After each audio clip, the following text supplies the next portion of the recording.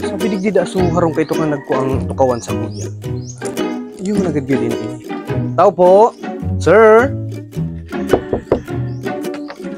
Sir, Oh, ano maray na hapon tabi, sir. Ay, pero pamilyar ka sa kuya. Yes po, tama po. Ako po so nag-offer sa Indo hulugan.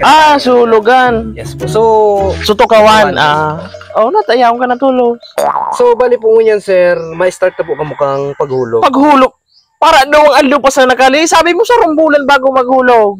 Ayan po, sir, nagkaigwa po kaya kita pagbabago sa schedule kang pag Dahil man ang pwede. Dahil pwede an. Sir. Kung anong huron ta, dapat iyoan. Susunod pa kung bulan mahulog. Dahil ako matubod kang panibagong nindong anday ako ka. Dahil ako masira nindo.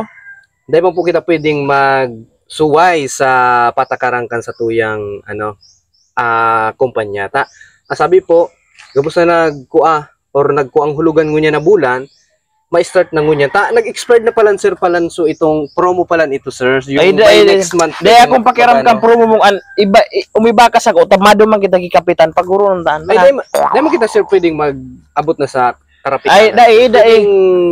Paguro ng talang muna ngunya. Maski, sir, di ba sabi mo 1K ang per month? Ayo. Maski 500 lang muna ngunya, sir, makahulog ka. At gani, waraki mga laog.